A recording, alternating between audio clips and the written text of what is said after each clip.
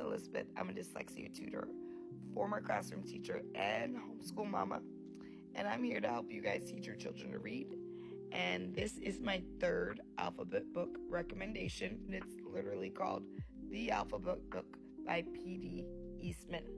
Because it is almost like a word game that you can play with your children.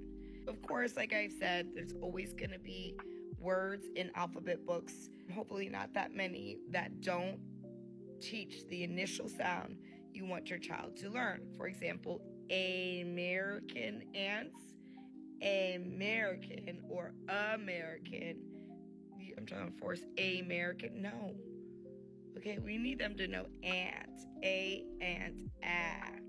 But what I like about this is it challenges your early reader to think of a second word, or maybe even a third word in that sentence, in that phrase, to practice that beginning sound again. So maybe you can say American ants, start with the a, right?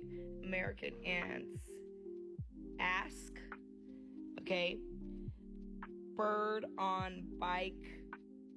How about blue bird on bike? It's blue. So like expanding the phrase with another word that starts with that same sound. That's how we have used this alphabet book in the past. You can use it however you want. Cow and car. Crazy cow and car. It just keeps going like that, where you have basically a phrase that you can expand upon or do differently. You can say octopus with what? And they can think of another O word that starts with ah, like octopus, that can complete the phrase. Maybe even draw silly drawings just like this. And like yak with yo-yo. That's silly.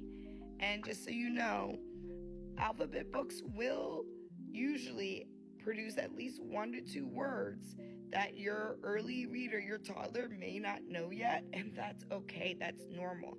I have yet to see an alphabet book really can get from A to Z using only words that every 2 or 3 year old across the English-speaking world is going to recognize. No, that's not real, right? Like a lot of kids, how do they recognize zebra when we only see them in zoos? This idea of obscure words, I think, is just silly, because young children need to learn vocabulary too. If they're learning some vocabulary, a few words with a really good alphabet book that matches the correct sound, it's okay, right? It's totally okay. Now, you wouldn't want to do an alphabet book which is chock full of words that they're just learning, unless it's to reinforce the sounds that they've already been taught. So being thoughtful about these alphabet books based on where your early reader is, but this is a good one. Happy reading, fams. Also, comment below if you guys know of any amazing alphabet books that your family likes to read that you think I should check out. Maybe I don't know. I absolutely want more recommendations.